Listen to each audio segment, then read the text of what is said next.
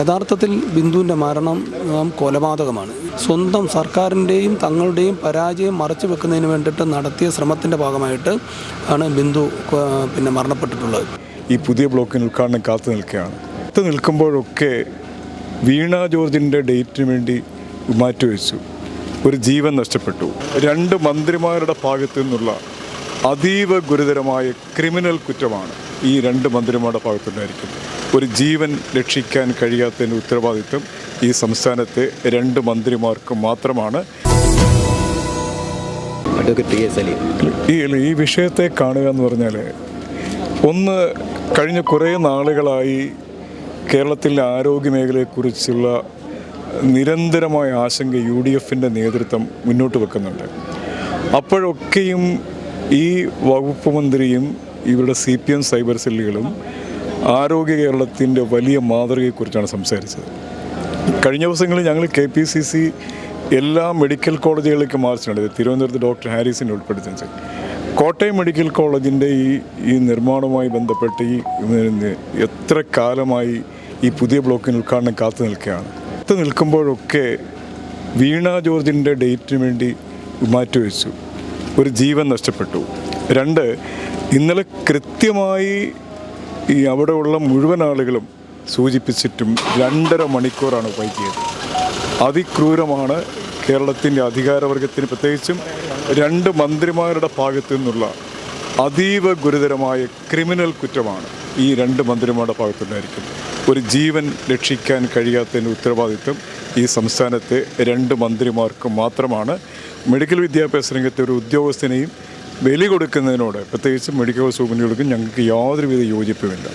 ഇതിൻ്റെ primary liability സംസ്ഥാനത്തെ ആ രംഗത്തിനുണ്ട് 2 മന്ത്രിമാരുടെ ഭാഗത്ത് മാത്രമാണ്.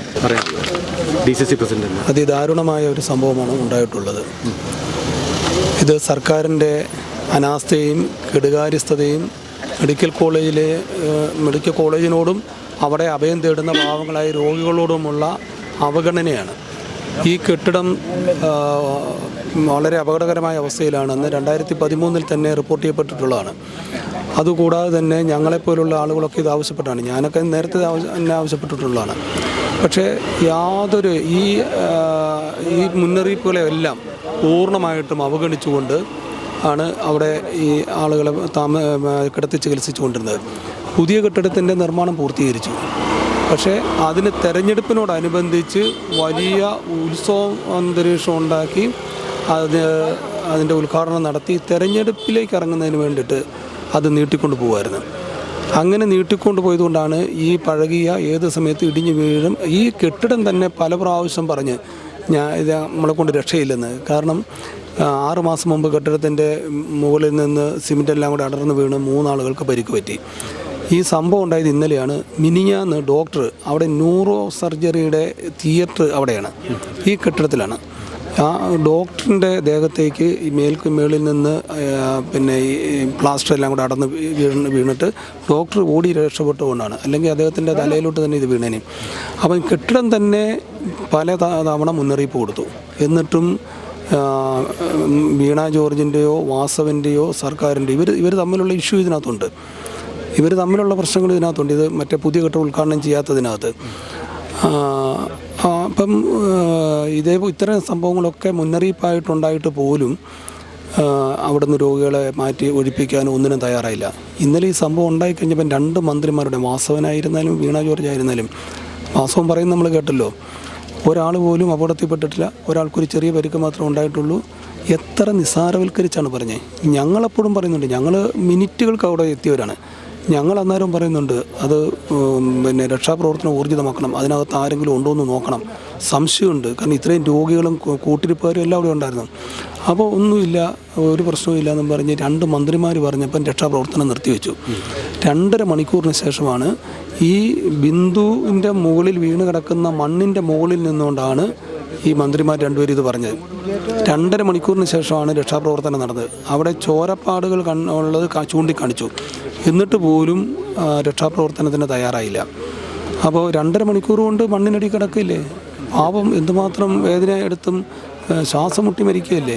അപ്പം ഈ മരണത്തിൻ്റെ ഉത്തരവാദികളെന്ന് പറയുന്നത് ഈ മന്ത്രിമാരും ഈ സർക്കാരുമാണ്.